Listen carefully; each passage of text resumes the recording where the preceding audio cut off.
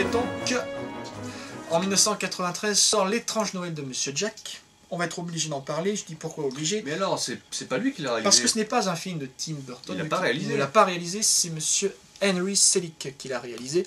Je vous conseille de regarder Coraline qui est sorti l'année dernière pour vous rendre compte à quel point L'étrange Noël de Monsieur Jack porte la marque de Henry Selick. Alors Tim Burton, il a écrit le poème original, avec des dessins pour certains des personnages, notamment Jack Skellington, le personnage principal. Il voulait à l'époque le faire produire par Disney, mais bon, Disney... on se rappelle tous que c'est un petit peu l'histoire ancienne. Hein. Ouais. Non, mais c'est surtout l'histoire du pays d'Halloween avec un squelette, bon, qui tous les ans ils font la parade d'Halloween, mais lui c'est un peu seul, un peu mal dans sa peau. Il va vouloir aller au pays de Noël, enfin il va par hasard aller au pays de Noël, et lui il va vouloir faire Noël, donc il va kidnapper le Père Noël et faire Noël à la place du Père Noël. Donc c'est un peu la métaphore de Tim Burton qui a un univers sombre et qui a voulu faire du Disney qui n'y est pas arrivé, parce qu'il va pas y arriver, Jack Skellington, à faire Noël. Bon, ça finira bien quand même.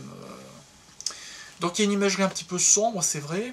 Un peu beaucoup quand même. Bah oui. Et donc je disais, il a écrit l'histoire originale. Le scénario a été retouché par Michael McDowell, scénariste de Beetlejuice, et par Caroline Thompson, que Burton avait engagé sur Édouard de Main d'Argent. Et lui, il l'a produit, il est venu un peu sur le tournage, mais c'est vraiment un film d'Henry Selick. Même si c'est une thématique Tim Burtonienne.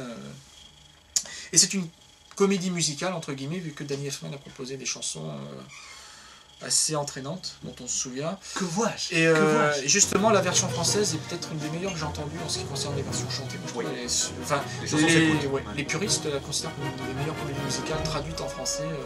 Ce qui n'est pas évident, parce que quand tu vas dans Disney...